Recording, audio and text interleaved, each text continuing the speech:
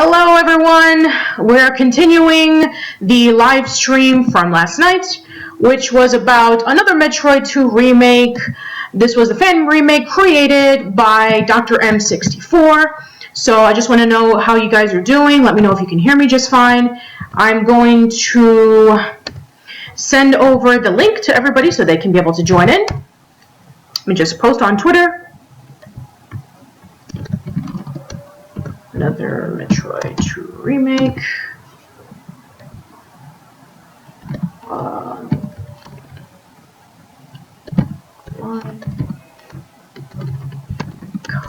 Join and the link. Alright, I posted that on Twitter. I'm going to do that on Facebook.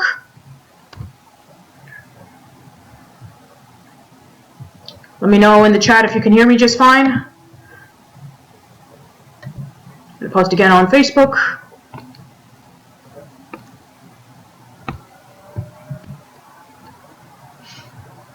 Okay, there we go.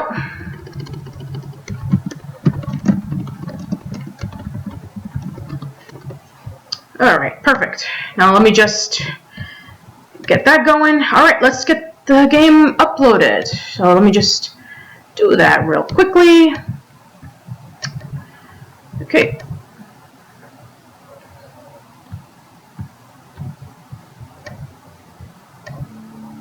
There we are.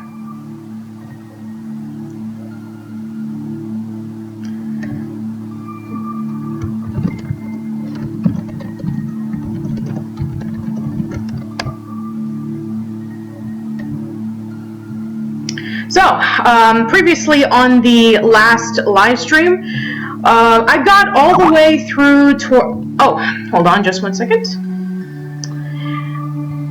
Oh, we may actually have ourselves a very special guest joining. He's just typing me on Skype right now. I'm going to try to see if I can add him into the call.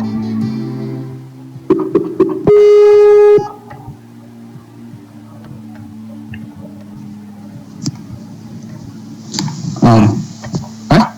Hello there, how's it going? Good evening. Good evening. Pretty well. It appears there's a little bit of delay on the streaming. Oh yeah, it's usually like a few second delay on the streaming. It's pretty normal. So, how are you tonight? I'm doing very well, thank you. So, if you guys can hear him just fine, let me know in the chat. But for those who don't know, why don't you introduce yourself, my good sir? Hi, good evening. My name is Milton, and I'm the guy behind this little game that this wonderful lady is playing. So, yeah, I'm pretty much the guy that started this project. I'm the main developer, and thanks to the help of many talented people, we were actually able to finish it for once. Yeah, so thank you so much for taking a few times, for joining. I really do appreciate it. It's okay. Actually, I was tonight, but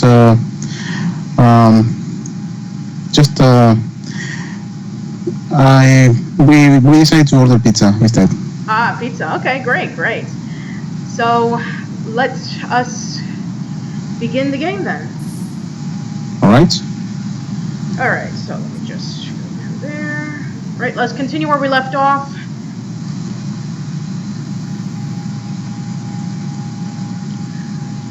So let's see. Okay, here we go. So, please, if you have any stories that you would like to tell about the making of this game, then please share it to the audience. Really do appreciate it if you want to. All right. This particular area was one of the most time-consuming to design properly. That background that you see there, those awesome statues, that was work done by a very talented Russian artist, and they were finished 24 hours before release. It was a very tight commission, and the guy is wonderful. He's insanely talented, but the time zone differences made it a little bit difficult to coordinate, to actually go back and forth between the decelerations. So besides that and the huge background before the Queen, Um, those are his most awesome contributions to the project. So the idea for this place right here, where did it come from? Because I know when I remember, it definitely wasn't from the original game. Well, I had little material to work, so most of the themes in each area are extrapolated from wherever it is there on the original map. So the second area has a couple of pipes and a little bit of water in one place. So I extrapolated that into a hydro station, a water processing plant. This particular place was the only instance in the game where you actually found all the weapons. So it might be some sort of weapons research facility. I had a little bit of material to work. So from that idea, it just kept evolving. Yeah, pretty much. I think that one of the good things about working with, basically little material from what the original was is that you can be able to have creative freedom to more or less be able to create, things like this, like unique bosses and unique scenarios in which, you kind of just stem from, okay, what can I be able to add in that will definitely make it stand out compared to what the other games in the series had, or be inspired from what the other games in the series had. Wow, you're completely owning this little boss. You're making it look so easy. Well, thank you. I really do appreciate it. I was struggling with this boss last night. That's why I had to call it in, because I was getting really, really tired. But other than that, it was... I don't know whether it was because I was really tired, but I had a bit of difficulty with the boss. It was until like around like almost close to 10, so maybe I was getting a little tired. Yeah, definitely. And once you get to see people play it in a much more massive scale compared to the playtests, you start to get the feel of what things could be improved a lot. In this case, those shields have a lot of HP, and yes, that inner shield also. It drags the fight a little bit unnecessarily. Makes me makes me want to be able to actually play the game at all. But, well, finally, I was able to defeat this thing pretty easily. I struggled with this thing like 3 times in the live stream, so maybe it was your company that made me win. I have no idea. Maybe I bring you luck. Who knows? Yeah, probably. If I ever go to the US, we should go to some casino or something. Yeah, there's probably casinos really close by to where I live, so yeah, definitely. That sounds like a plan. Yeah, if any of you guys in the chat, I opened it with a super missile, of course I did. Anyway, if any of you guys have any questions for Milton in the chat, then please let me know. I'm sure that he would love to answer some of your questions. Let me just check through on my phone, because of course, once again, I can't really stem the fact that I don't have live stream in my software, so I need to really get to that at one point. So yeah, no questions right now. So anyway, what were your favorite things about creating this particular boss, and especially in this room, in this area in general? Like, what were some of your favorite things about it, and what were some things that were kind of difficult to do at first? Well, there's many parallels between Metroid 2 and this particular game, besides the obvious. Mm-hmm. Metroid 2 was mostly defined design-wise by the limitations on its hardware. In this case, the couple of artists that were active at the time were extremely talented at making metallic structures. So it was more or less natural that I was going to be heading my designs towards something synthetic and full forwards. So yeah, that's we did try a little bit of doing some more biological oriented places, but the results were underwhelming. And what's the story behind this room? This room? Well, it's all part of the grand scheme to just design this entire couple of corridors just to make, I guess I've seen the delayed Yeah, stream. it's a bit delayed. Yeah, again, apologies for everybody. No problem. Because But by the time you said that, I was seeing the two huge doors. yes. Okay, so this entire place is designed to apply pressure on the player, and we are going to be soon seeing why. But yes, every part of this, especially the later areas, or I mean the early, closer to the end of the escape, are pretty much designed for just applying pressure of those bomb blocks that you need to bomb one at a time, because it's very likely that you already used the two power bombs by that time. Those are a little bit of desperation.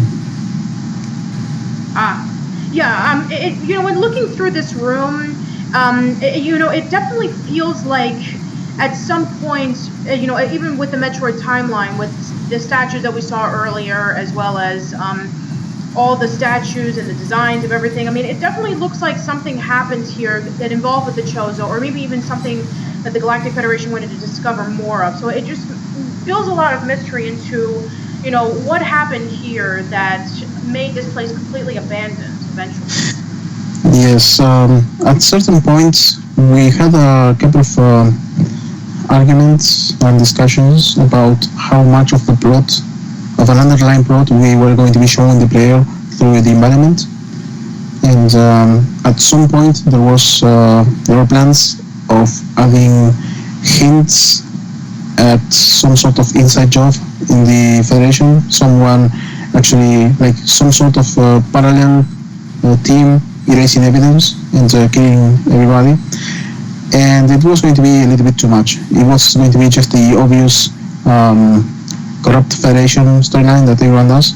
It's pretty much the Weyland Yutani trope, So we went to just the old classic golden days of the Federation when everything was alright, and this is just a heroic mission that went wrong. Yeah, I mean, for the most part, the plot was just basically, eradicate the Metroid. It wasn't built up into something like even more complex as to what it would eventually become. And, throughout the story, I mean, you just followed that mission and nothing more. It didn't get incredibly complicated throughout the series until at least when Super Metroid and Metroid Fusion, especially Fusion, when they brought up to the idea about, okay, there's these Metroids that the main purpose was to combat against the X-Parasite, and we were able to learn more about why the Federation wanted to clone them, because they basically wanted to make them into the ultimate weapon, and it's pretty much the same thing with the Space Pirates, in which that's why they did it for. So, I mean, even with an organization that you are against, I mean, for the most part, they can pretty much still think the same way as that you wouldn't even expect to. Yeah, it's classic sci-fi storytelling, and those elements work. But I decided to keep it simple, at least for this title. So I actually just focused on making whatever I actually get to show the most detailed as possible. I assume that you have visited the research ship? Yes, I already have. Alright, so that particular place was pretty fun to do. All of the graphic artists that were involved in that had a lot of fun doing that. And there was a lot of creative liberty. So they just made whatever they want, and they just arranged it into a more or less logical fashion. Just to give some places a little bit of exposure of what this particular place was like, and a nice excuse to have a nice improvised boss battle. Yeah, and right now I just fought against the robot, and right now I'm just escaping. So it's kind of, for me it's pretty similar to when in Fusion you're trying to escape the destruction of the space station because it's going to crash into SR-388. and then along the way you fight the Omega Metroid. So is that kind of like where the robot came from? Kind of the idea, but the Omega Metroid is an actual boss. This is more or less like a set piece decided to just give some more pressure and desperation to the player. In that case, the Omega Metroid is a huge opponent, and it's already fearsome. You are pretty much powerless. That thing pretty much almost kills you on that sequence. In this case, is something a little bit more. It implies a little bit more desperation. You know, some huge obstacle. Just I'm in a hurry. Let's try to destroy it as quickly as possible. And you get to see that temperature meter going up slowly while you do it. So yeah, it's just some set piece to set the mood. This is a nice place to use your power bomb. Again, I'm pretty sure you're right past that. Yeah, I'm almost done. I'm just about to escape right now. Awesome. So yeah, other than that, we talked to each other a few months ago on the podcast. So what's been going on since then? I'm pretty much enjoying playing games lately. Awesome. For once, I've actually tried to enjoy and just try to get inspiration for new stuff. And what have been the new games you've been trying recently? The last one I did complete was Rex Rocket. I haven't played that one yet. It's a little obscure, but it's a nice little blend between Mega Man and Metroid. Oh, cool. There's a little bit of exploration, and it's hard. It's really, really hard. Oh, really? It's old school hard. Oh, I see. All right. Well, let me see. I'm just going to check through the chat to see if anybody has any questions. Yes, Sammy, this is Dr. M64. So if you have any questions for him, then please say it on the chat, and we'll definitely read it out loud. Anyway, so... Hello, sir.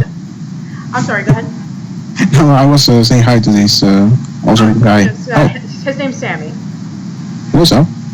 All right, continue with the game, please. I've never even heard of it. I mean, I've been hearing a lot of other indie titles, but I've never heard of that one. So, what's it about? Pretty much, Forgotten Hero is on a spaceship on a routine mission. Everything goes wrong, and there's an invasion of alien thingies overriding the entire ship. The events are not that varied, but there's a lot of very awesome movement mechanics going on, and it really makes use of all of them.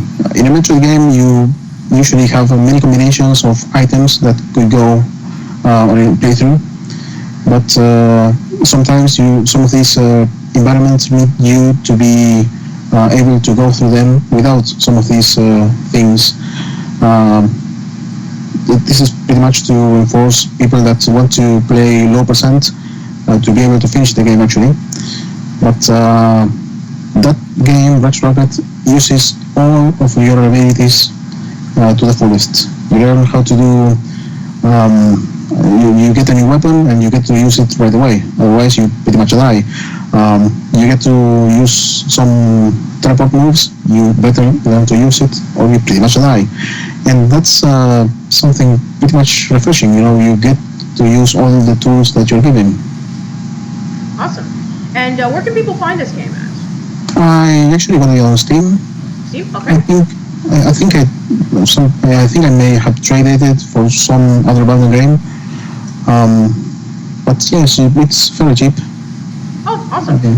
So yeah, if any of you guys are interested in checking that particular game out, then yeah, it sounds really cool. Maybe I'll check it out sometime in the future. I do have a Steam account, so maybe I'll even purchase it. Awesome. All right, so right now I am in this underwater area, so yeah, why don't you talk a little bit more about that? This area, that was the most, the area that changed the most during development. It started out being just a flooded particular, it was just another stone temple that happened to be flooded, and there were more underwater military fights. the dataset was completely different, and pretty much there were no new mechanics. It was just a gauntlet, full of spikes, full of enemies that would be shooting projectiles, and yeah, it was just going to be a test of patience. By that time, the gravity suit was in the tower area.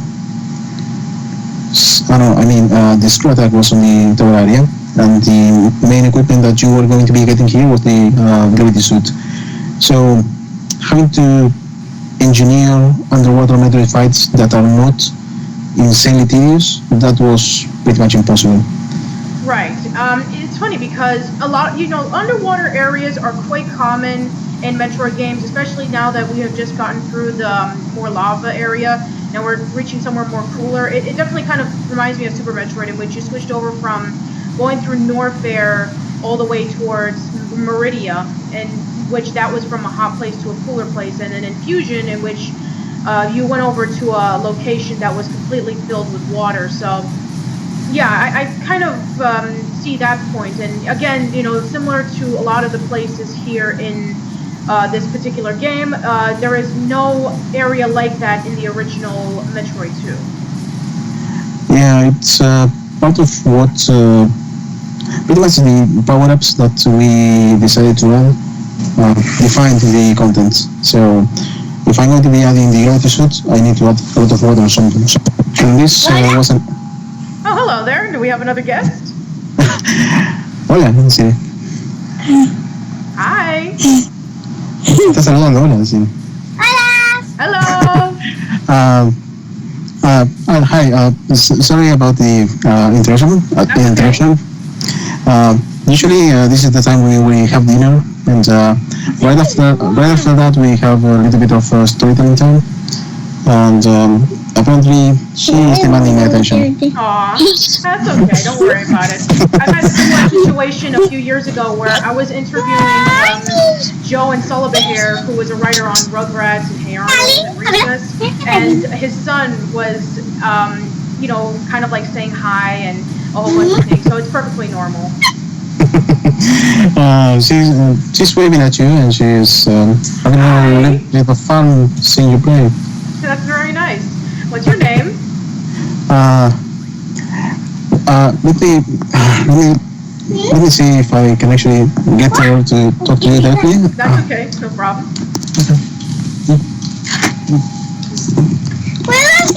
¿Cómo dice? ¿Cómo hablan? Why? Where was he? Hi, Isabel. Why? Anyway, so I'm going through this particular area, and we have these robotic creatures who, if you shoot them, they will shoot right back at you. And yeah, at points they can take out a lot of health if you're not really, if you're a little too careless with them. But another good thing is that especially since you should be able to have the plasma beam at this point, unless you're a speedrunner, you should be able to have, yeah. I just gave her the headphones, and she didn't seem to understand a single word. Oh, she doesn't speak English very well? We're a little behind on the English classes yet. Oh, so, okay, gotcha. In any case, were you asking something about the plasma beam? I was asking about the robots who, when you shoot at them, then they'll shoot back at you. Oh, those. That was pretty much the only thing I could come up that would be giving you a challenge at all. By this time, you are extremely powerful. You have power bombs, super missiles. Soon you're going to be having the screw attack, and using projectiles as some sort of threat was pretty much the only option by this time. It's really difficult to come up with mechanics that works with pretty much all the things that you already have in this game by this point. So yeah, and actually, I just activated. I believe according to what the screen is, I just activated the. I just turned on where you have these little robots delivering the orbs. Mm-hmm. So yeah, in order for you to have that, it opens certain doors and you could be able to get through certain paths that you weren't able to get to the first time. Mhm. So yes, this actually the idea for this actually came up during a speed run. There was some stream a long time ago. But it was during a Metroid marathon, and somebody asked about what's the big deal about the Chozo and their obsession with spheres, and my first response was, well, maybe they use it on the practical daily life to just power up stuff by using, spherical batteries or something. And pretty much after that, I expanded the concept to actually make it a reality. And it's a little bit gimmicky, but I tried to not overdo it that much. Yeah, I mean, I can understand that because even a lot of websites, they always ask about, what's the deal with the Chozo giving Samus the ability to use the morph ball? Because couldn't she just crawl under? But then again, this was due to the technical limitations, and you have to understand that this was the way it was back then, in which Samus just couldn't crawl. She had to use the morph ball, and it's funny because when Super Metroid was released on Virtual Console, I just loved the way that the younger fans were even asking the question, why can't Metroid crawl? Yes, that's a classic. Yeah, I love that.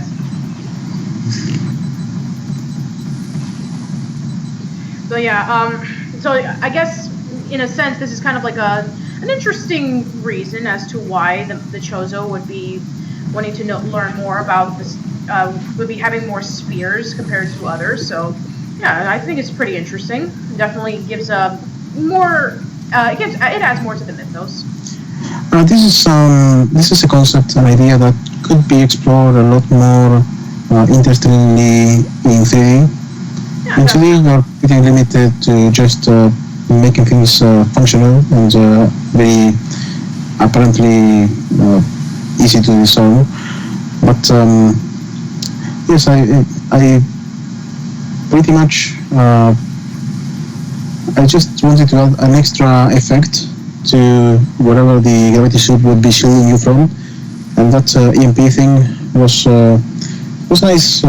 It was an idea I had for a while, but if I were going to be running with this, I have to make sure that every robotic enemy in the game should be able to be affected by this EMP blast wave thingy. So yes, it's a small feature that generated a lot of extra work, but it was worth it. It's a little detail. Yeah, and right now I'm about to head over to the transportation place, little transportation device right here, so I can be able to go throughout the rest of the area, and also it connects to the other areas of the game, so you can be able to travel much quicker. Which is nice because I believe not a lot of games in the series even have that option. I know a friend of mine who is kind of new to Metroid, and the only thing that he did complain about was that it didn't have a lot of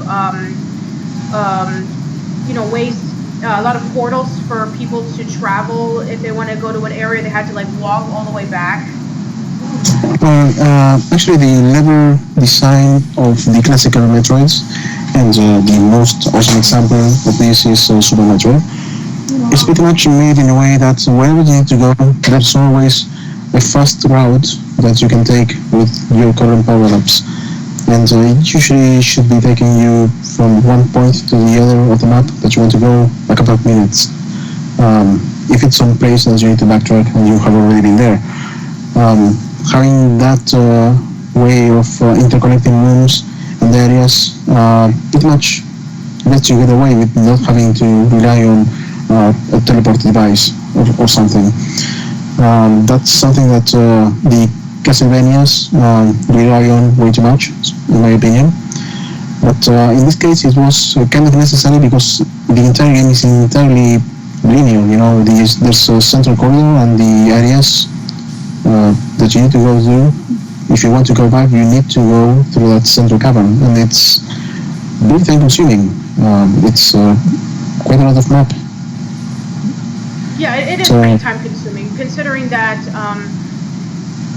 for a lot of people, they find maybe that the whole non-linear way of Super Metroid or any of the other Metroid games in the series, it kind of tires a lot of people. They find it to be really time consuming and confusing. They can easily get lost. So, something like this, like especially with a map and a way to travel from place to place, especially a little bit later on through the game, it makes it a whole lot easier, especially. Yes, I actually did realize that we are pretty much very spoiled lately. The first time I did play Action Mirage, I had to invest effort to remember where to go, and that was something I hadn't done in years. You're so spoiled by markers and minimaps and objective markers and all of these shiny things that treat you like a baby and hold your hand all the time. And actually having something that leaves you alone and actually use your ability to understand the environment, it was refreshing. A little bit tiresome for the uninitiated, but it was really rewarding in the end. Yeah, I think that's why video games such as the Souls series was really, really refreshing for a lot of people when they first played it. It's like, oh, it's a game that doesn't hold your hand. It's a game that you die a lot and you need to learn how to play through it. So, even with video games, something that has gotten progressively easier over time to cater to the mainstream, there are a lot of games out there that definitely harken back to the old ones, and they work out for the most part because there's a lot of people who do like that kind of gameplay style. It's the essential necessity of getting good. Yeah, pretty much. I do agree. Alright, we just got the screw attack, and I'm just going to continue on throughout the game. If that's room full of bullet hell robots, that's pretty much the satisfaction room. This is where you pretty much enjoy your screw attack. Yes, definitely, especially since it kind of reminds me of when you first get the screw attack in the remaining games, and then you're just having difficulties going through some certain enemies, like maybe enemies that take a lot of damage if you're right near it. But once you get the screw attack and you can just be able to do a somersault and destroy them, it does definitely feel satisfying, and especially when a lot of these enemies become difficult to defeat over time. Yeah, so that's pretty much the main reason, just to make them annoying. Being them, pretty much by this time, the player is used to go through environments running and gunning, and having this enemy that potentially could kill you if you pretty much make it explode near other ones. Pretty much forces the player to change the pace at which they play. One of the plans for the 1.2 update was to add an achievement that it would trigger if you completed the entire area without triggering a single one. You pretty much have to do kind of stealth with your movement. So all of the rooms were designed so you could go through them without ever triggering one of them. It was a nice way to break up the usual run and gun gameplay and just have an excuse to actually stop and try to figure out a better way to go through the room. Mm-hmm. Yeah, especially through this room right here that I'm currently at. It prevents you from using your missiles and your beams, and you have to go through it. And you have to find ways in order for you to get around it, which Yes, even with this mechanic, having to come up with puzzles that are not completely destroyed by the white beam and the power bomb and the super missiles is very hard. There's a reason why this whole place is so tiny. It's because there wasn't that much that you could do to challenge the player by this time. Right. Okay, and right now I just gotten the gravity suit, so this should be a lot easier for me to go through not only the underwater levels, but throughout the remaining levels, so...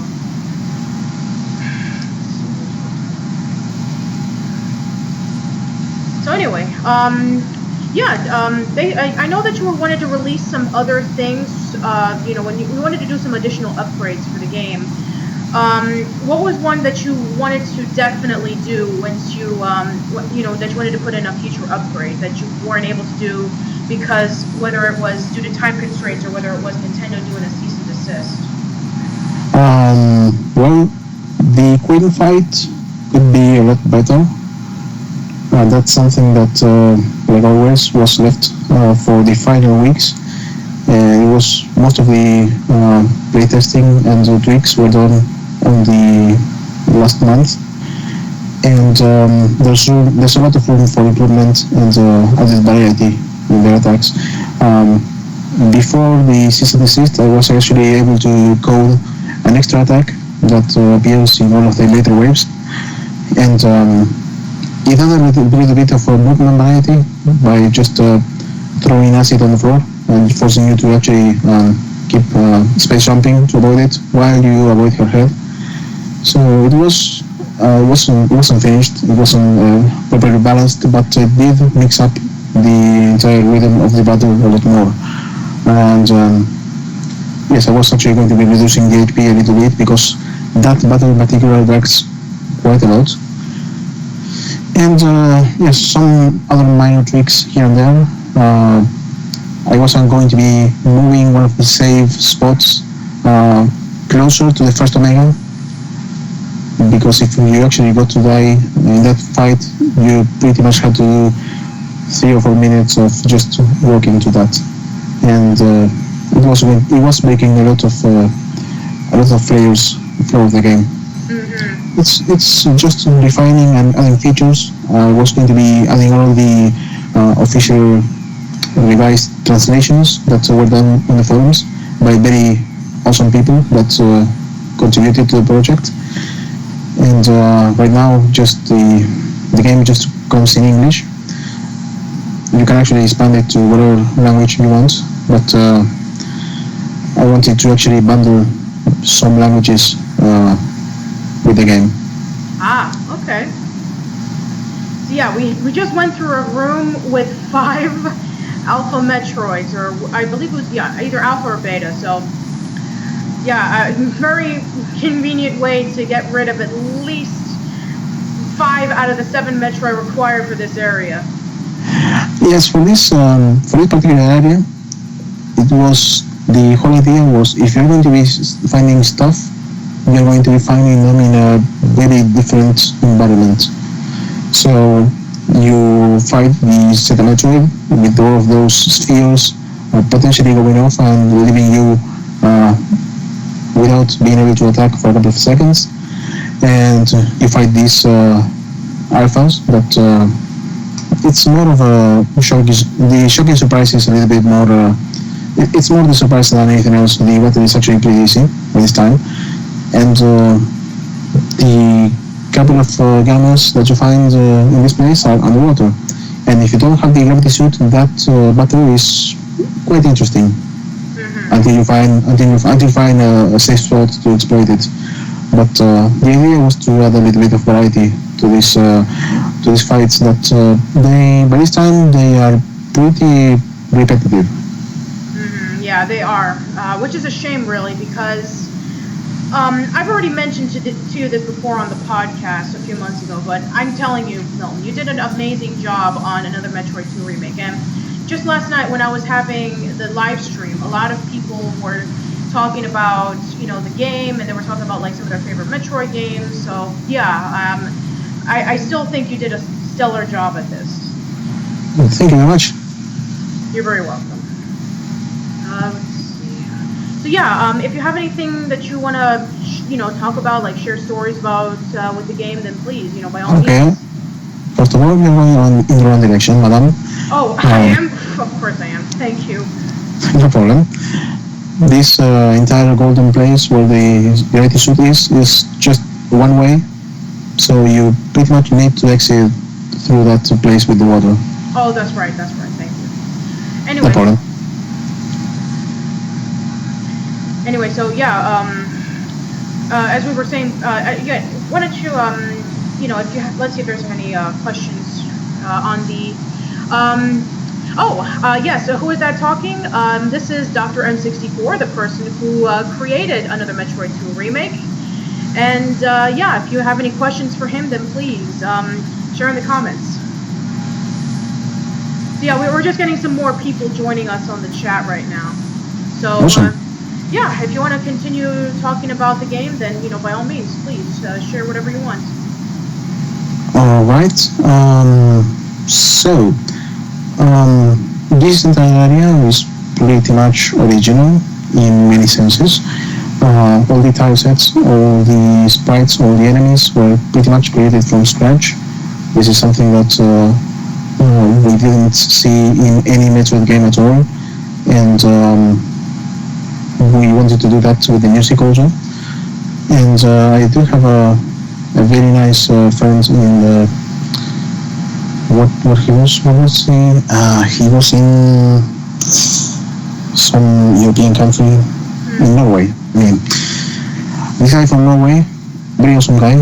He was one of the organizers of, I think it was the Metroid HQ, one of the most awesome fan communities a couple of years ago. And he's a very talented musician, and several times he did offer help. And this was the time that I actually said yes, mostly because of time constraints. By this time, I had already set the deadline, and there were plenty of things that were extremely time-consuming, more than I actually planned. So I just agreed, and he did an amazing job, in my opinion. This particular song was, we actually did work on this song several weekends by just doing a Skype call, and he would be playing his piano. I would be transcribing that melody on Cubase, and we were actually sending the MIDI versions of what we were working on through the file sharing Skype thingy. And it was a back and forth process that it was a little bit time consuming at first, but later on it became pretty interesting. It was my first experience actually composing remotely with someone else, so it was something new, and I really like the end result. I wanted to feel familiar within its tone and instrument choice, but something a little bit new, and I believe the end result was very fitting for the place. Yeah, definitely. I mean, I've already mentioned this last night on the live stream chat, but yeah, the music in Another Metroid 2 remake is definitely like one of the best things about the game, because in my opinion, I feel like it was able to take whatever redeeming thing that the original Metroid 2 had, and it was able to basically give it a lot of body. It made the songs much more memorable, and it made it more stand out to what it was before. So I have to thank you, as well as all the other people who were involved with the music. Well, thank you very much. Like many things, the music was also defined by the limitations that I did have at the time when I actually started with the project. I'm not that good of a composer, that I'm more of an arranger, and I do have a background of producing electronic music. So if I were to do something like, an orchestral soundtrack, I might be able to pull it off eventually, but it would be taking quite a lot of time and effort to actually make it sound good, believable. So it's not my area of expertise, and I decided to just stick to a genre that I actually have experience working on. And the prime style of sound seemed to be fairly straightforward to replicate, and that was pretty much my starting point with the music style. It would be pretty awesome to have an orchestrated version of this, but at least for me, it would take forever to produce. Yeah, definitely. I mean, music is not as easy to produce as a lot of people may think it is. So, yes, it does take a lot of time. And you actually have to make it consistent. There's plenty of songs in the game, and they all need to feel like they belong in the same project.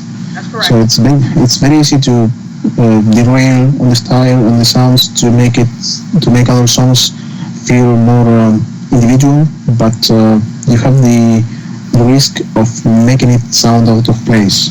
Correct, yeah.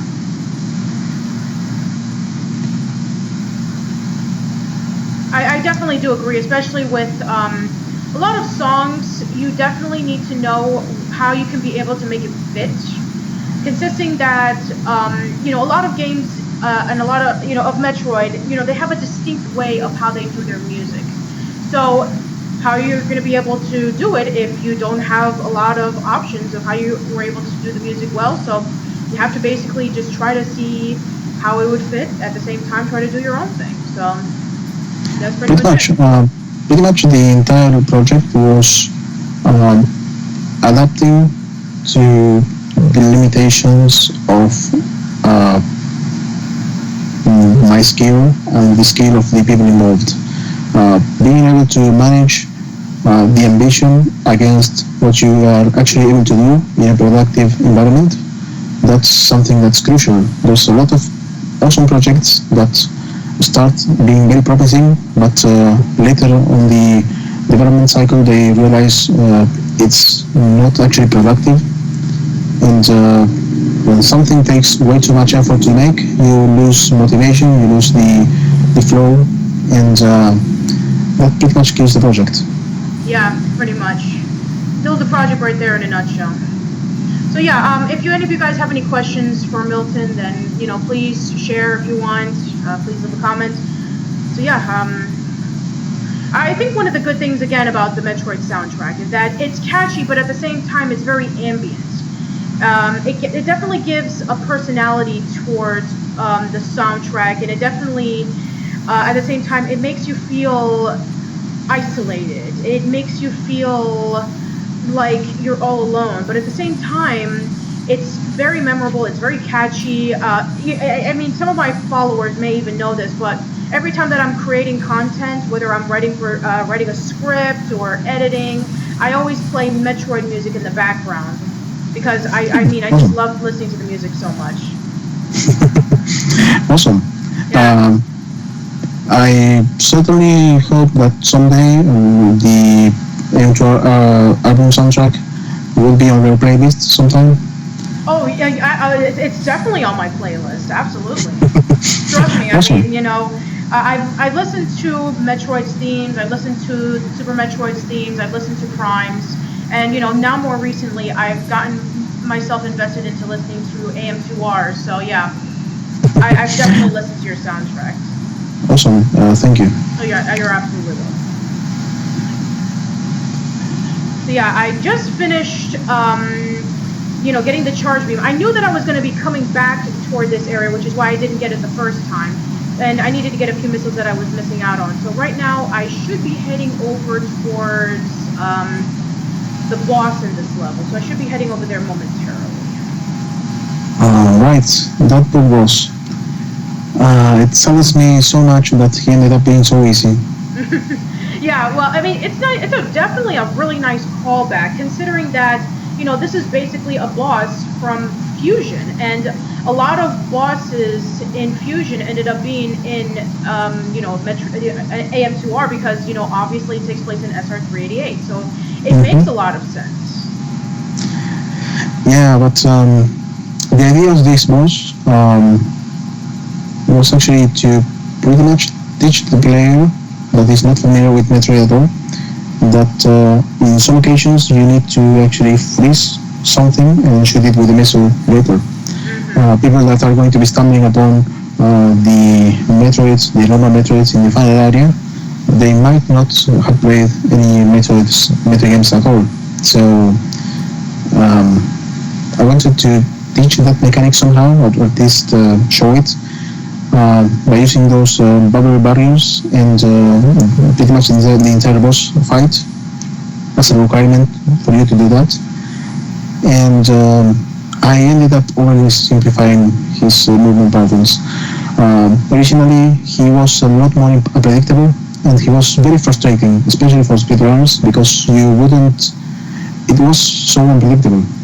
And you need to be able to actually either predict it or manipulate it somehow. Random elements in a boss are not well seen sometimes.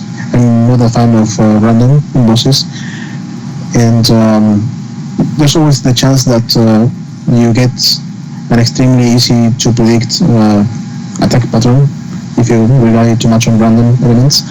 So this revision, I don't know, it still lacks a little bit more of polish. It should be a little bit more challenging. Yeah, I get what you're trying to say, and I completely understand, but definitely down in the line when it comes to bosses. I mean, you kind of underestimate or overestimate yourself. It's like, is this difficult for me or is this too easy for me? I mean, we try to test things. I mean, sometimes whenever I do my videos, it's like, am I going too long on this one tangent that maybe nobody would care about, or maybe, oh, there's this interesting fact that maybe nobody knows about. Maybe I should delve more into that. So you kind of try to find a nice medium into, how much, in your case, with how hard should I make these bosses, or how easy should I make these bosses. So it's a bit difficult to find out for yourself on, how are you able to, find the right medium for a general audience, especially if this is their first Metroid game.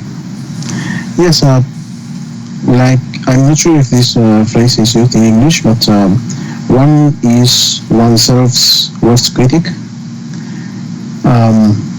So yes, I try to rely on playtesters to give me feedback about the difficulty of the bosses, but again, time constraints made it so that the only people testing on the last couple of months of the development were speedrunners, and speedrunners are a completely different breed of gamers.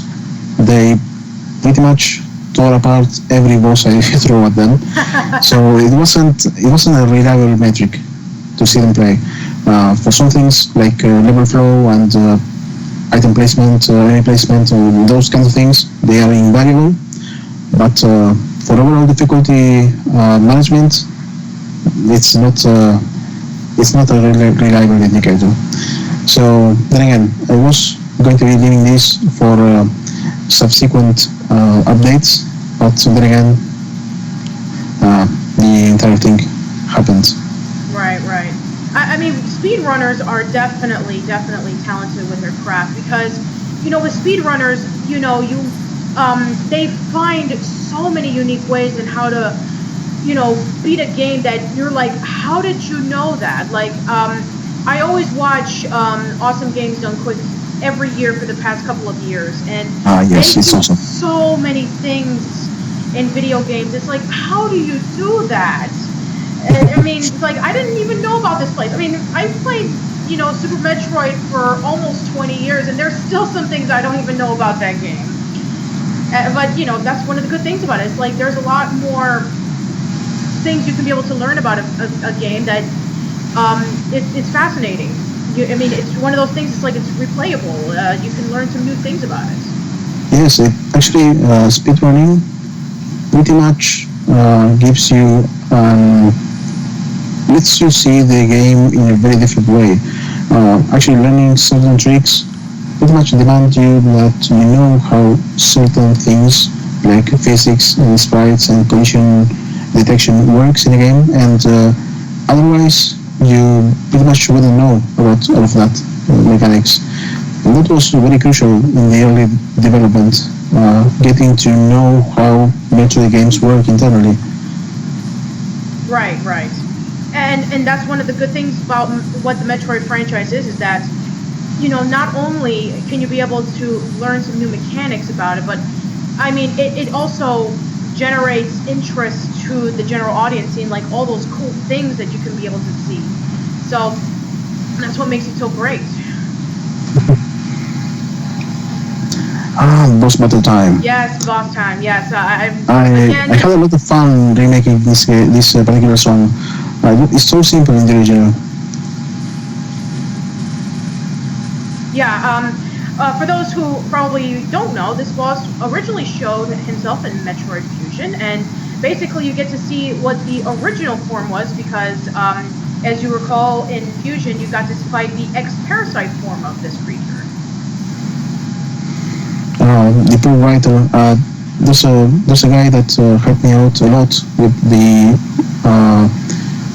mostly the logbooks, pretty much designing what the text is going to be shown for pretty much any entry. Most of the bosses and the environments have a little bit of text describing stuff, and this particular boss had to be the logbook had to be rewritten about 3 or 4 times.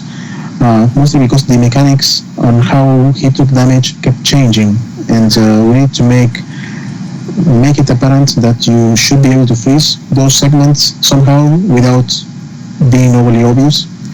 So we had plenty of revisions of that law, so it's not overly obvious, but kind of giving a hint. And the end result is pretty awesome. But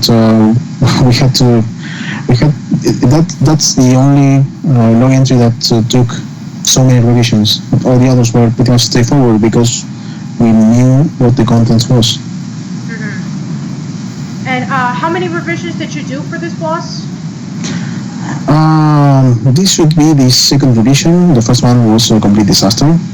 By this time, I was trying to get things done very quickly, and having a snake-like creature that works with multiple objects following a lead object is fairly tricky. Mm-hmm. And the system I came up with works, but it has plenty of limitations. It's very badly coded and rushed.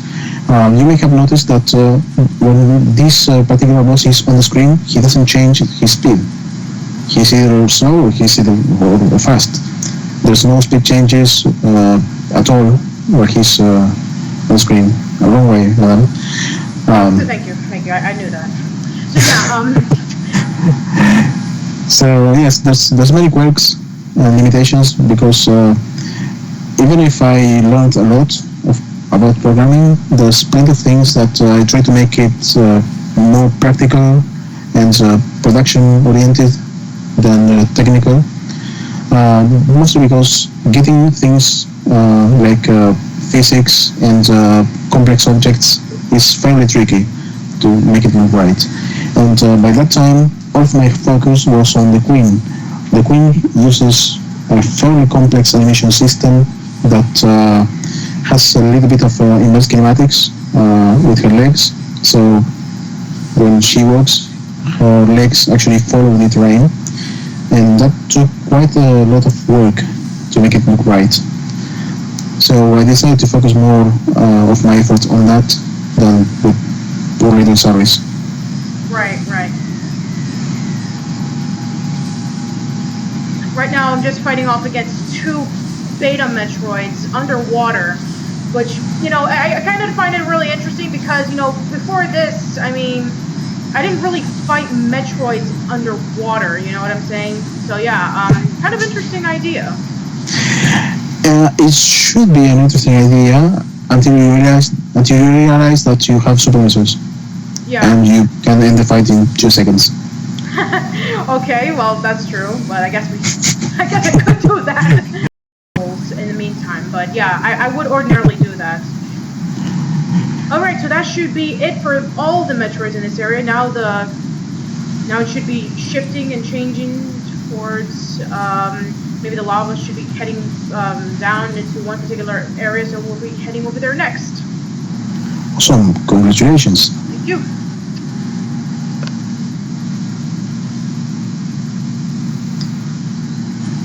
please. For anyway, so we're closely wrapping up into the game.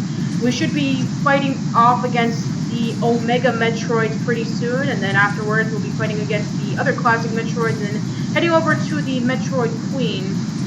So yeah, we're close to finishing up with the game. So again, anybody in the chat, if you have any questions for Milton or for myself, then please let me know so I can be able to ask it. So anyway, while we're continuing on, do you have any other stories that you care to share?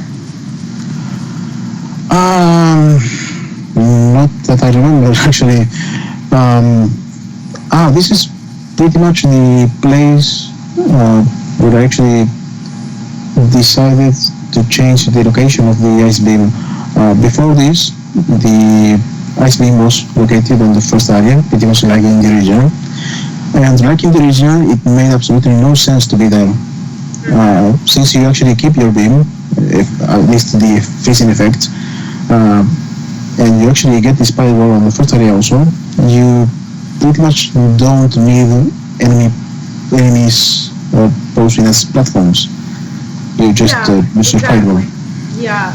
In previous Metroid games, you need to use the ice beam as a basically as a freezing projectile, so you can be able to freeze them. That way, you can be able to continue on throughout the game, and that was pretty much a necessity. But right here, you don't really need to have that. Exactly. Now I did try to make some puzzles that requires enemies as platforms, but should it be impossible to go through with the spider wall, and it ended up being a mess of spikes, and it didn't feel natural. It felt too forced. So this was a suggestion that I saw on the forums by several people. And once I did try it, it suddenly made sense, and there was a little bit of redesigning that had to be done in place on the first area, but it felt right. And by having this ice beam on the late game gave me the liberty to make it insanely powerful.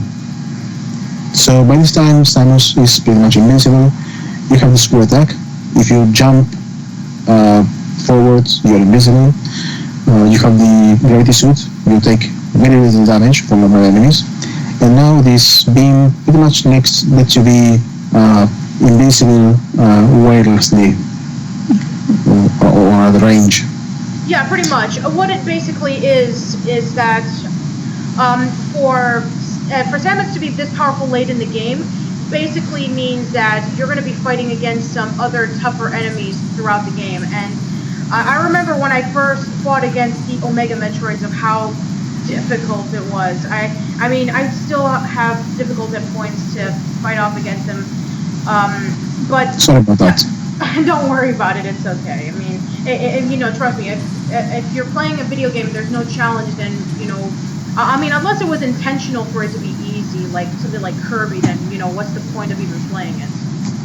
Yes, but Omegas were insanely unbalanced, and by any chance, are you playing version 1.0 or 1.1?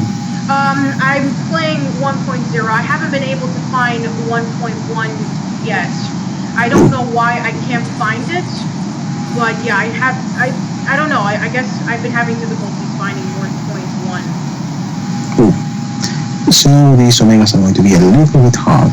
Yeah, I take it would be, considering of what happened. So, if any of you guys in the chat will be able to give me a link to that, I really would appreciate it.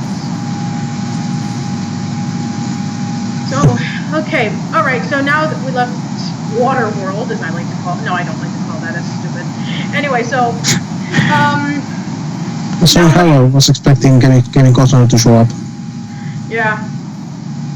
No, please no. So yeah, right now we're heading towards where the Omega Metroid would be, so we'll be there momentarily. We're just gonna take out a few more Metroids before we do that. So, yeah, we're reaching pretty close towards the end of the game. So, At this point, I think I recently read an article stating that there was supposed to be a nomination for a fan game, and that Another Metroid 2 remake was not going to be included for some reason. Yes, actually those awards, that show should be starting soon, I believe. Yeah, the Game Awards. Yeah, I heard about that. Mhm. Yes, I heard there was actually an official statement on the matter, and yes, it's really sad that they have to take that determination, but it's completely understandable. If I were in that position, I maybe would be doing the same, or maybe I should have checked before actually making the nominations public.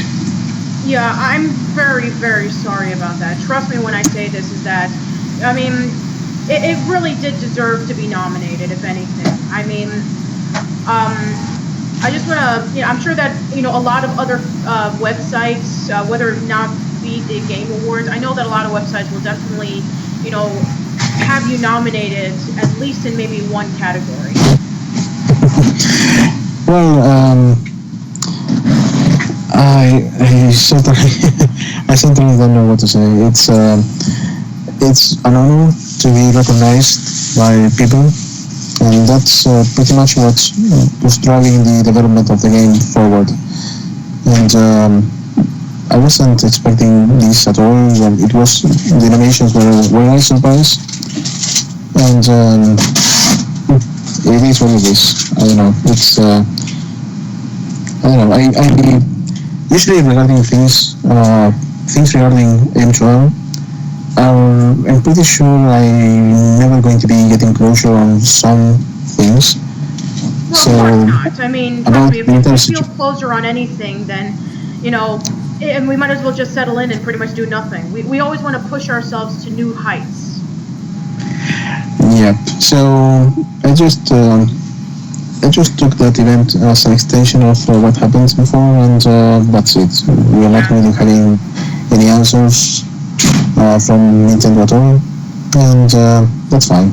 Okay, well, for those who are wondering, I'm going to save right before I fight the Omega Metroid because I know I'm going to die. At least maybe 2 or 3 times, so I'm taking a precaution because last night on the stream, I was heading over towards the first boss. I forgot to save, and I had to basically play through the game with collecting the speed jump boots, collecting the beams at least 3 times. So you know what? I'm not doing that again. So I'm gonna go and save right before I have to bore my viewers to death. Yes, I'm really sorry about this sloppy display of design. My sincere apologies. Don't worry about it. Like I said, it's okay. And now that you're heading back, you are going to be noticing that the way back to the save point is actually blocked. And that's right. there's no enemies to replace your health or missions. So yes, this was a huge mistake and pretty much lack of playtesting. Yeah, no, it's okay. Don't worry about it because I mean, I understand that with certain limitations, you had to basically, it's a hindsight that a lot of people, seem to miss out on. So don't worry. If it's a simple mistake, then I wouldn't worry too much about it. It was something that eventually we got to see that there was a problem, but since there were immediate plans for new updates on the table, we just said, screw it. We'll patch it later. It's not that big of a deal. Yeah. So for the viewers, unless I get really lucky, get comfortable. Okay. Here we go.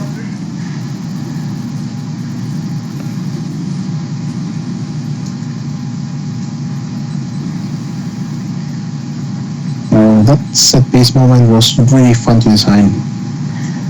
Yeah, definitely. I mean, it definitely does look like, the one from Fusion, in which, it's the final boss in the game in which it does block your path for you to continue on with the game. So yeah, it's a lot of fun. It's a lot of fun.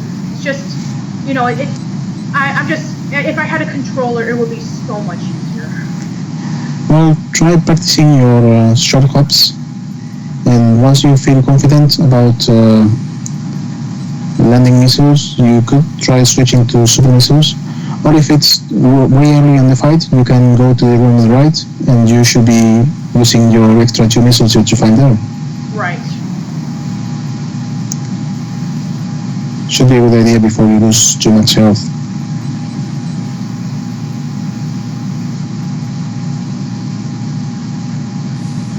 Then again, this was the main change I made on 1.1. Other Metroids are very ruthless in this version.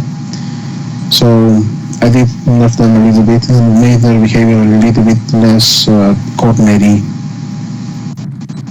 to say it somehow.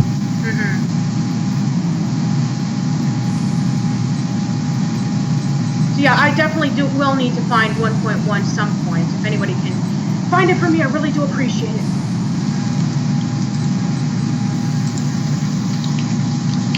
Yeah, I just need to take my time with this thing, not to rush into it too much.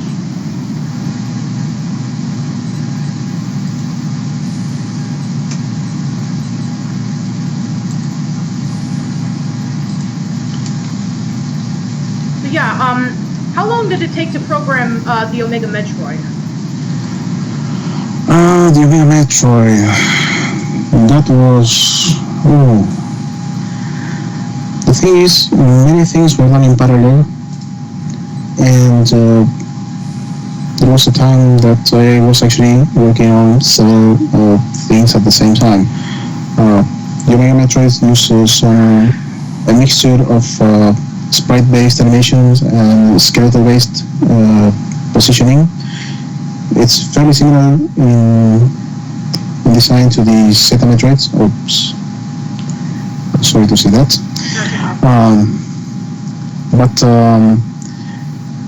the animation engine for both the Zeta Metroids and the Omega was done in parallel. I pretty much lost track of how much time went into the Omegas. And all of the behaviors, all of the attacks were done pretty much in a couple of weeks. And it took quite a lot of testing to make it feel right. It glitched out a lot. It used to go out of the room and fall into infinity quite often.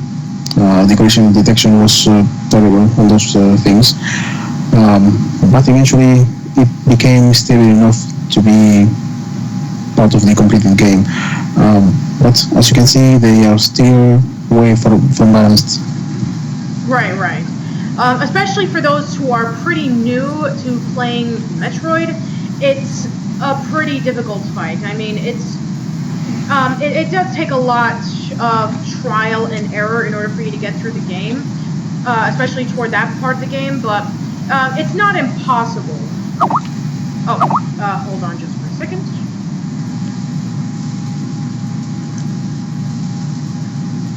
Let me see. Oh, okay.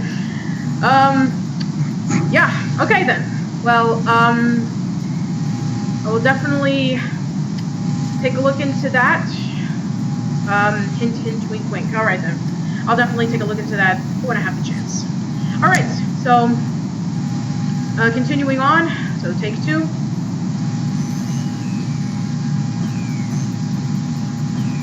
So, yeah, if anybody in the chat has any other questions that you have to ask about Milton, please do so. There we go. In any case, my family is demanding my attention. And Okay. So. Anyway, I just want to thank you very, very much, Milton, for you taking your time to, join us on the chat, live streaming Another Metroid 2 Remake, and thank you so much for creating the game. It's really awesome, and you know what, I know you put in a lot of work into it, so, just thank you again for taking the time. I really do appreciate it. Well, thank you very much, and I see that these are your first experiences in streaming, and I feel honored that you chose my little game to be the first one to be part of your new project. So I'm thankful for that. And and I do hope that you enjoy the rest of the game.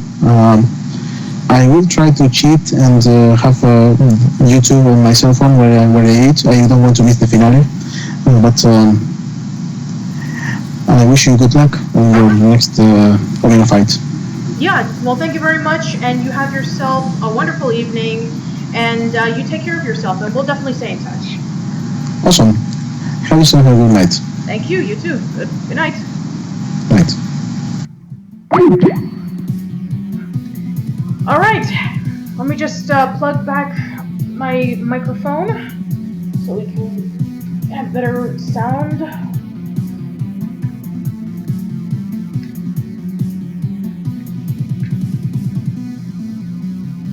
This thing works cooperative with me.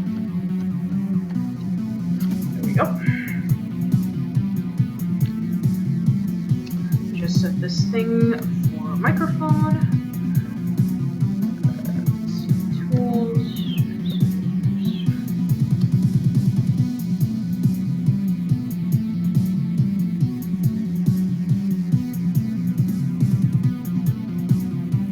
Okay, that should do the trick.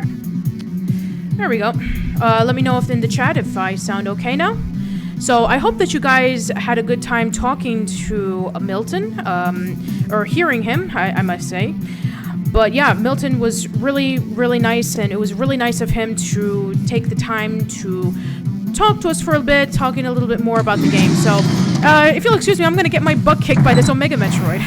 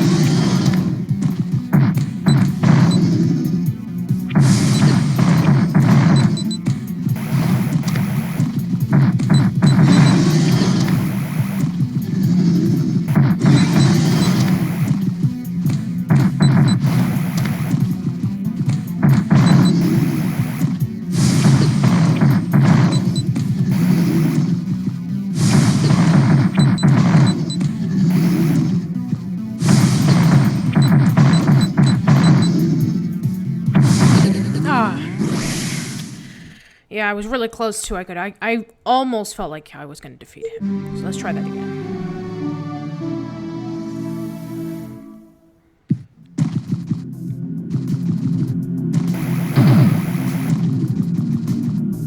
Anyway, so, for those who didn't know, I interviewed Milton a couple of months ago. We were talking about Another Metroid 2 Remake. This was around the time in which the game was about a couple of months old, and when I got a hold of Milton, I didn't think that I was going to get a hold of him because he was already being interviewed by so many websites and so many,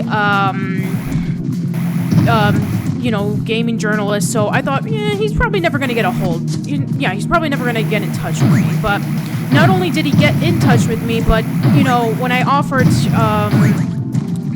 to say, hey, would you like to be a guest on my podcast? He was like, oh, I'd love to, but I don't know if you would understand with my accent. I'm like, no, dude, of course I can have you on the podcast, even with your accent. It's fine.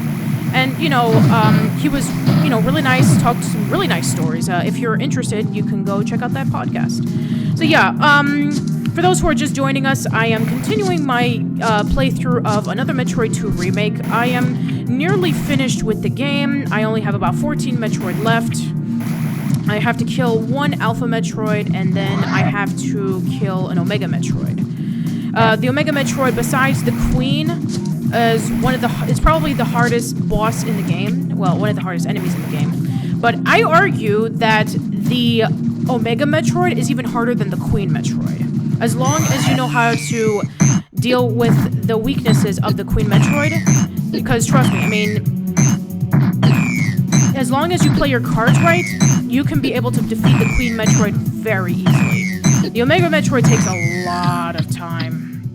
It's very time consuming.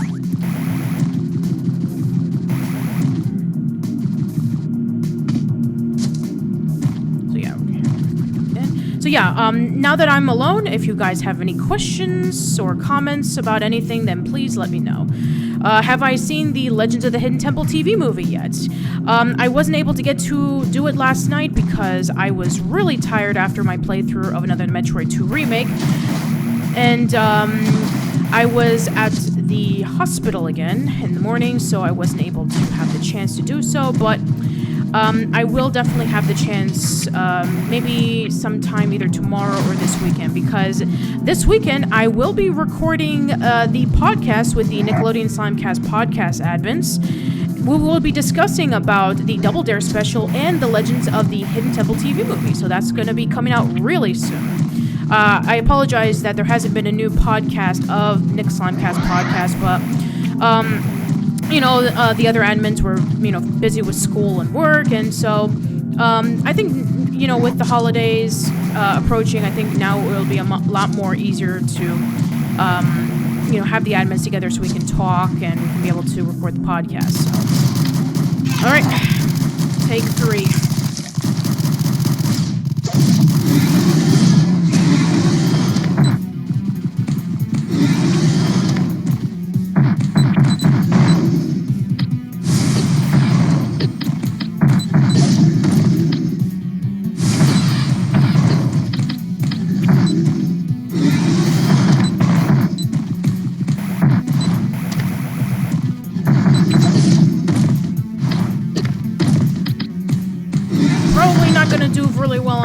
Already feeling it. On with a certain fact. Still haven't heard from that person just yet. And as for my secret Hey Arnold project, I was able to get a lot of progress done. Got some awesome pictures. Was able to talk to a couple of people, and not to mention that I was able to find some really cool music, and not to mention I was able to, just find some quotes that I really wanted to put into this Hey Arnold video that I think is really going to sell the video. It's definitely gonna, well, not sell as in like literally sell. I meant by it's gonna bring the message more of what I want to emphasize. So yeah, I'm really looking forward to it. I'm putting in as much work of that last video as I am when I did the last As Told by Ginger video for As Told by Ginger Month, when I was discussing about why As Told by Ginger was a groundbreaking Overlooked Nicktoon.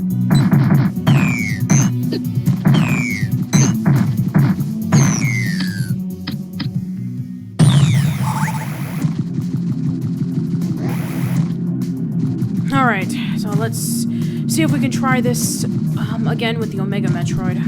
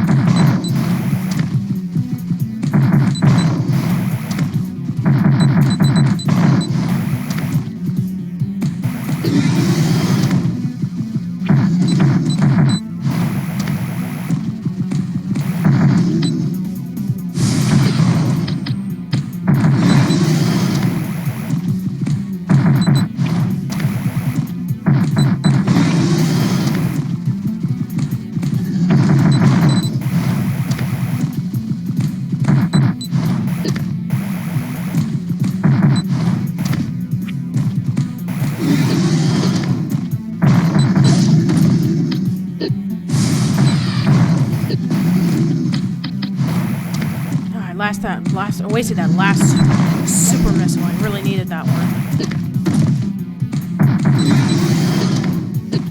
Get out of there.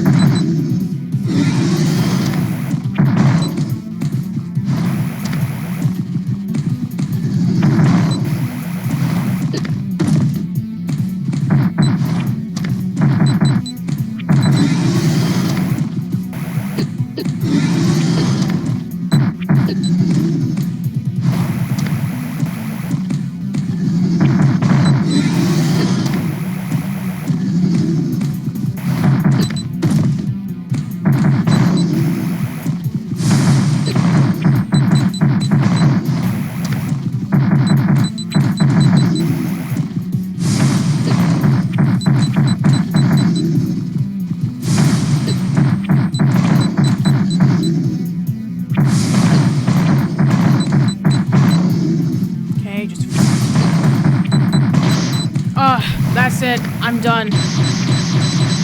Yeah, because you can't defeat it any other way, and power bombs don't do anything. So yeah, I'm done.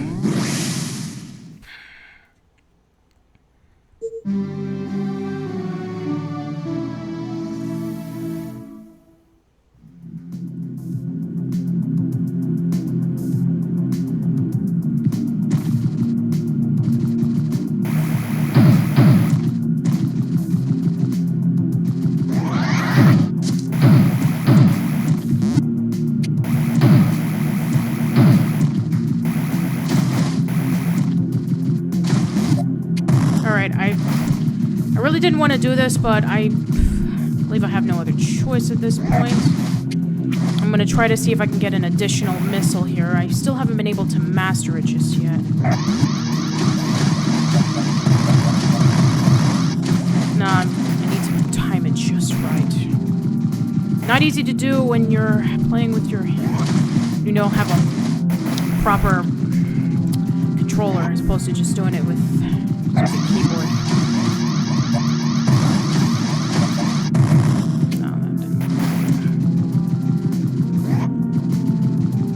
Alright, let's try this again. Oh, I missed it by 1 inch.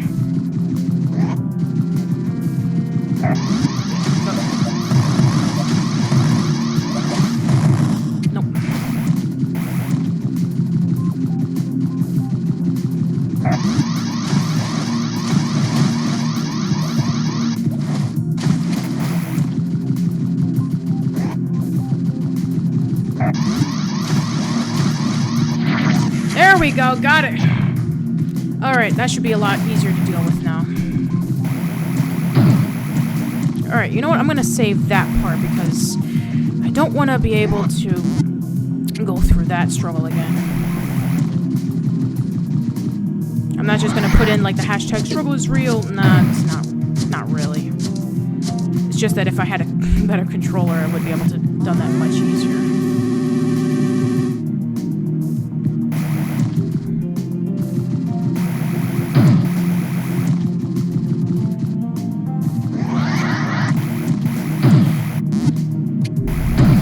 So yeah, if any of you guys have any questions in the chat, then yeah, please let me know. That way I can start actually talking to people as opposed to like just playing through the game, and a lot of people will probably be completely bored by it. I mean, you know, if I was watching somebody like lose pathetically at least like 20 times, then yeah, it would get kind of sad, but yeah, I apologize for that.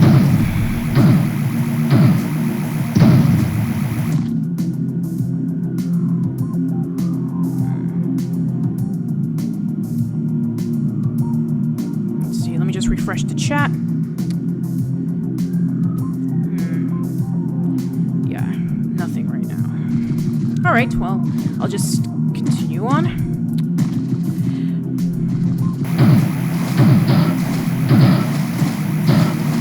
Yeah, I think that maybe as soon as I'm done defeating the Omega Metroid and then I go over to the next area, I'm probably going to call it a night.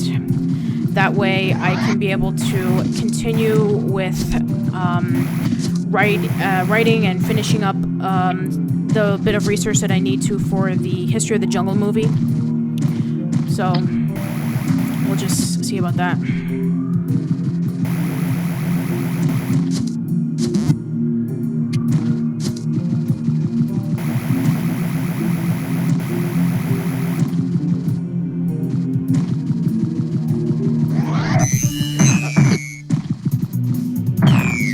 Okay,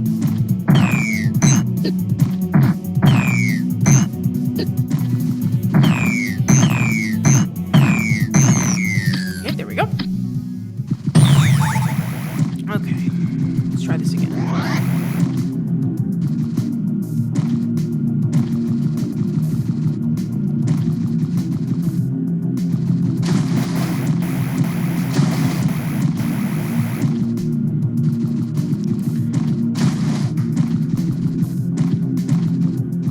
Okay, one more minute.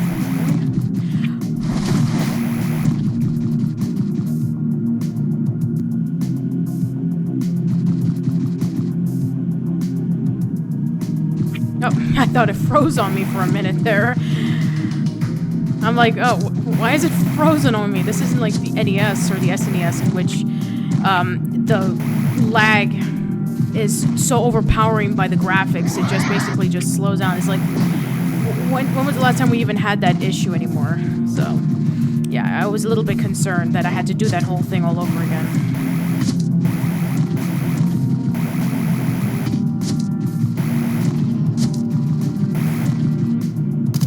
Okay, let's try this again. Hopefully it'll be a lot easier, which I doubt.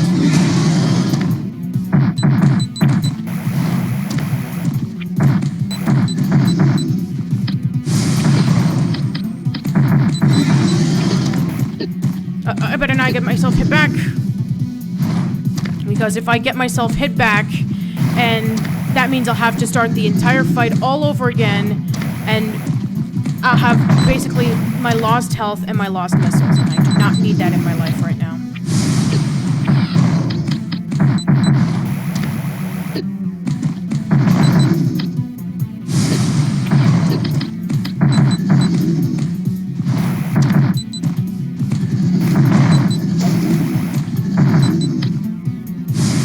Alright, I was able to hit it with all 4 of my super missiles, so that hopefully should be a little bit more damage done to it.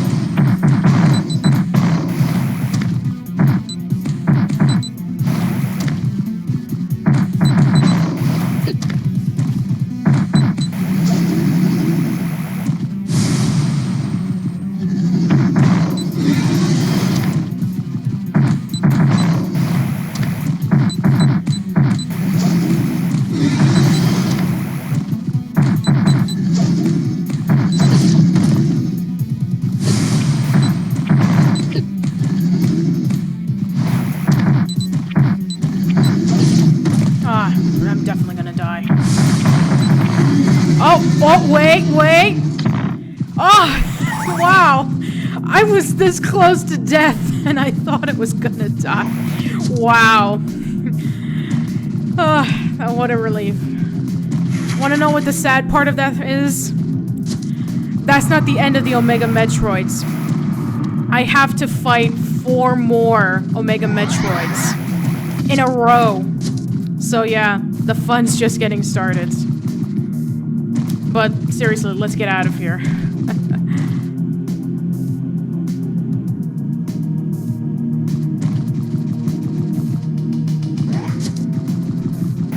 But yeah, that was seriously like one of the most difficult fights in any Metroid game I have ever played. Like, if I thought that the bosses in Metroid Prime 2 were difficult, and don't get me wrong, they are really, really difficult, but yeah, fighting off against the Omega Metroid in Another Metroid 2 Remake is brutal, and hopefully, you know, I can be able to find that upgrade, you know, Another Metroid 2 Remake version 1.1, because Milton even said earlier that basically it's a lot easier to fight off the Omega Metroid than in this version, so yeah, hopefully I can be able to find it sometime down the line. So I might as well not do a little bit of farming because I'm heading over to the save state anyway.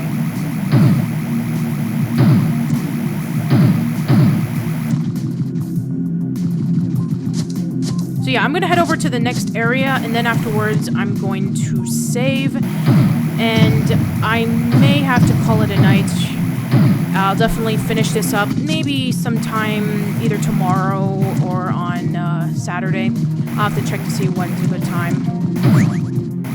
But yeah, I recently posted a poll on Twitter and Facebook on whether you guys wanted me to continue live streaming games, and I received overwhelmingly positive results. I only received one no so far. Now, granted, I'm not going to be like a Let's Player, and I'm not going to just, you know, give up content and just do nothing but video games, similar to like a lot of the other Let's Players that, you know, play like the newest game online and then people watch. It's like, no.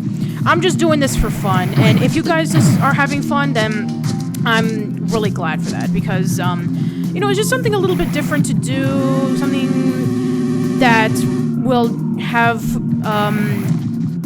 you know, just basically something a little bit more entertaining, you know, next to like podcasts and other stuff that I post online, you know, just a little bonus. You know, it also gives me a chance to catch up with you guys and to talk about whatever that you guys want.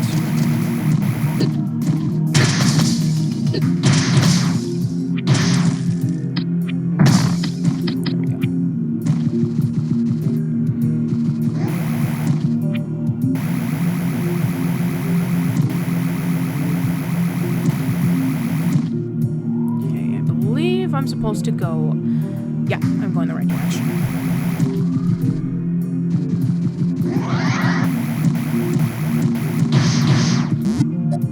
Oh, that's right.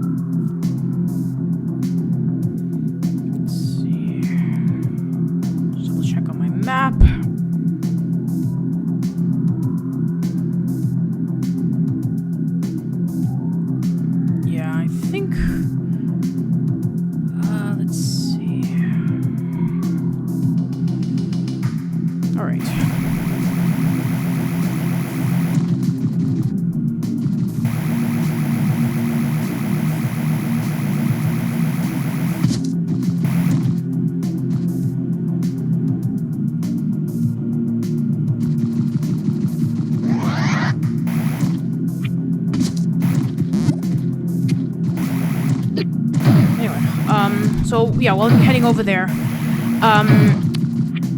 I guess, I was talking yesterday about, Nyx Missile 4, and I was talking about, some stuff about, oh yeah, cartoons, and, I put together a list of how I'm gonna do this, because, yeah, I mean, granted, there are a total of 99 cartoons that ever was featured in Oh Yeah Cartoons. A lot of them are repeats, so I had to do it in a way in which I can be able to condense it. That way it doesn't take forever. So I'm going to put down a few rules. That way it could be not only easier for me, but easier for the admins whenever we record a podcast. And so I thought, okay, here's some ways we can be able to do it. We can do at least maybe 2 or 3 shorts in every episode. If there is a short that was shown multiple times, maybe like the maximum of twice, then we can be able to, you know, dedicate like an entire episode on that. If it was a short that was shown like at least 3, 4, or 5 times, which are some cases like Jamal the Funny Frog or Tales of the Goose Lady, then we'll dedicate an entire episode just on that. And we will not count the Fairly Odd Parents, Chalk Zone, or My Life as a Teenage Robot on our discussion because, you know, those shows were already picked up as TV series for Nickelodeon, so they were not rejected. So we will not be counting those on our discussion.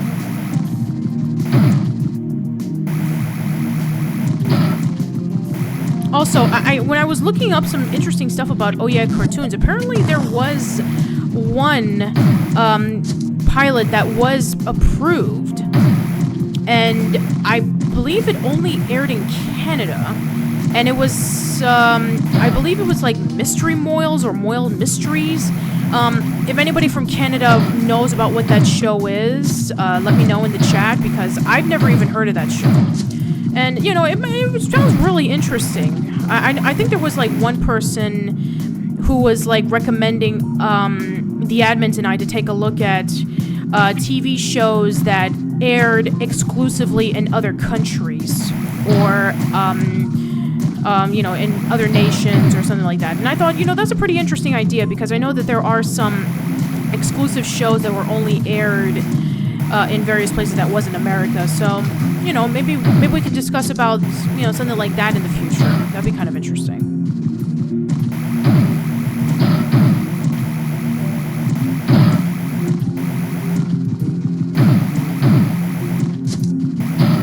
Okay, I need to know if I'm going in the right direction. I believe there was one door that I couldn't get in through. I think it was that one right there. So yeah, I'm gonna try to see if I can go through this door right here, which last time I tried to get in through there, I needed a power bomb, so let me see how I can get through there. Yeah, okay, I need to go down.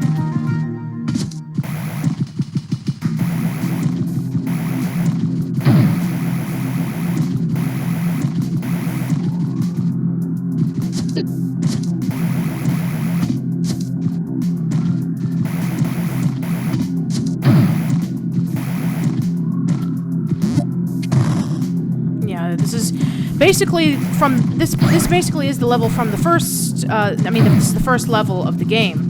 It just looks much different now because we gotten rid of a lot of Metroid, so most of the lava's gone. Yeah, it looks really different.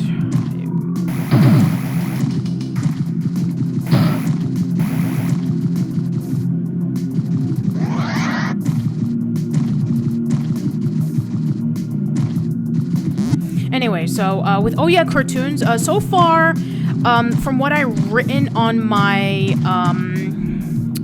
wait, I'm going the wrong way. I need to go. So far, what I've written on my notes, I have about, I think I have about like 40 episodes of Nick's Missile 4. So yeah, 40 episodes of Nick's Missile 4. That's gonna be quite an achievement. If we want to be able to get a head start on Nick's Missile, we'll have to start recording, like, immediately, because ordinarily, like, for 13 episodes of Nick's Missile, it doesn't, I mean, it only takes about maybe a month or two, but since we're probably going to be doing 40 episodes, that's going to take a lot of time. So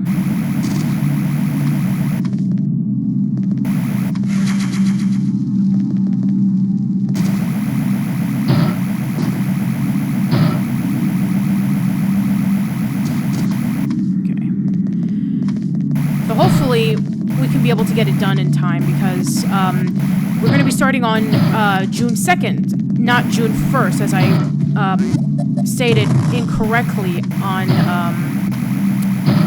the announcement of Nick's Missile 4. So I want to thank Augusto Martinez for letting me know in hindsight. So.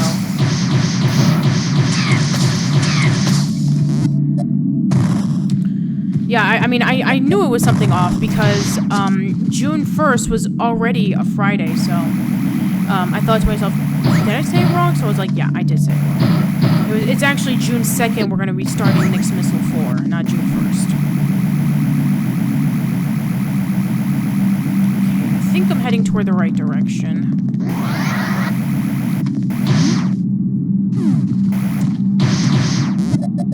Yes, I am. So, need the power bombs right here.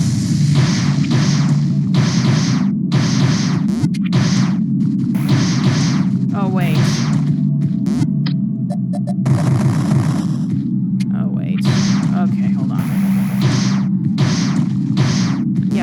to have the speed booster in order for me to get through here. Let's see. I know it's supposed to get through around this area. Go through the map.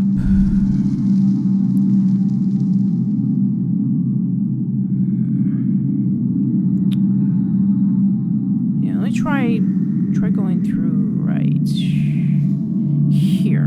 Let me try going down.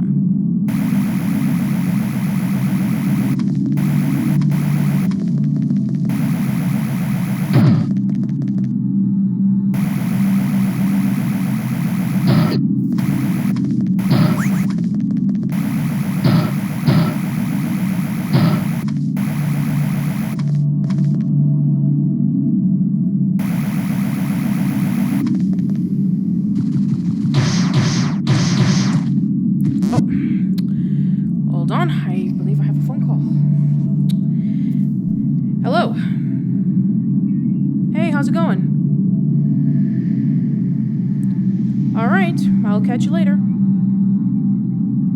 I don't believe so.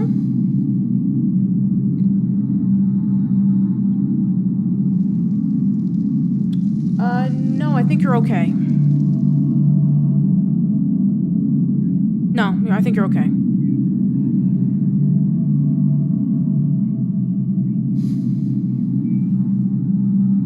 Okay, well, I'll catch you later.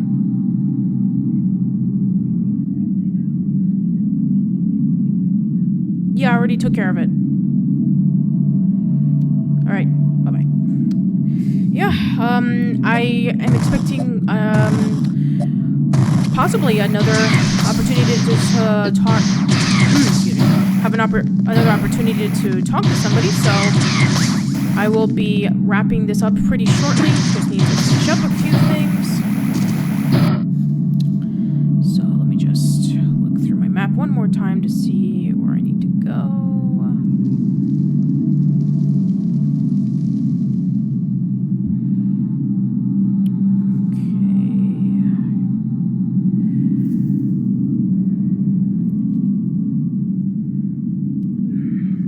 Maybe I need to go a little bit more lower.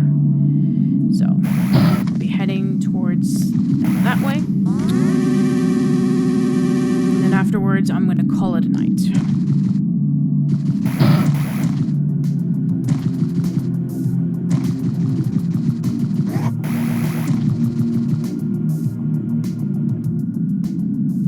No, not toward that way, because I already went through that way. Yeah, you only go through mines at least once.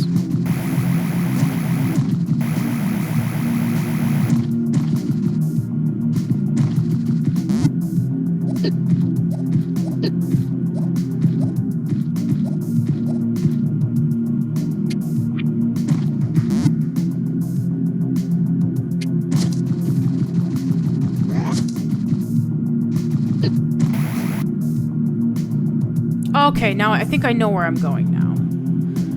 So, yeah, I think I'm going to be going up around here, so...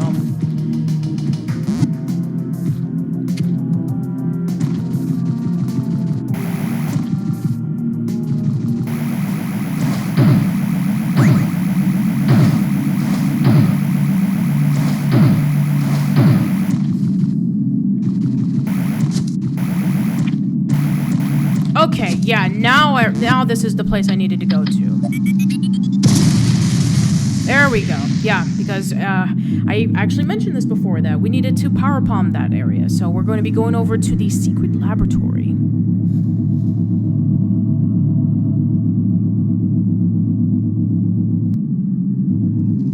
Okay, here we are.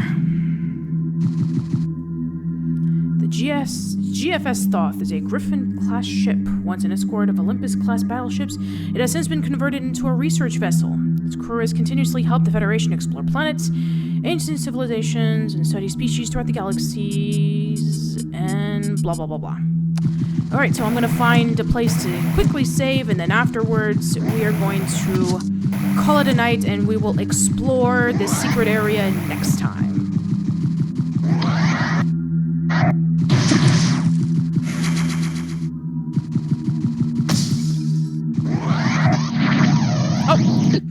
went too high. My apologies. So let me just quickly do a shine spark to the left. There we go.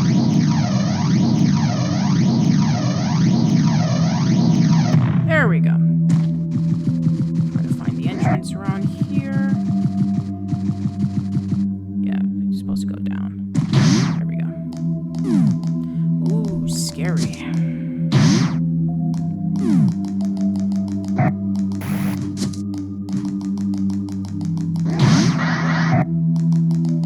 Yeah, it definitely kind of reminds me of Zero Mission, in which you're exploring around the space pirate laboratory in order for you to steal the ship.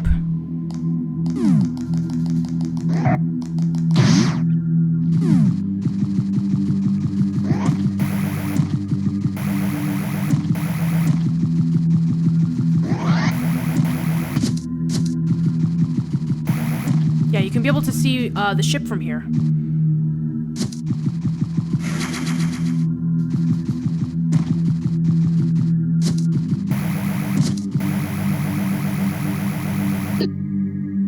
I guess there wasn't anything up there after all.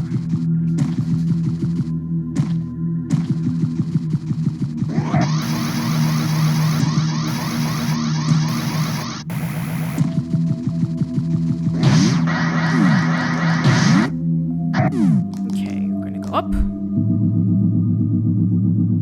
Okay, well, I believe it was the left is where you say. No, I need to be there. Okay, I believe it's to the right.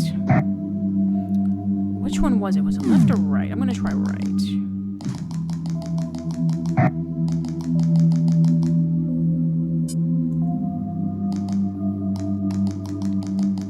Yeah, okay, it was left.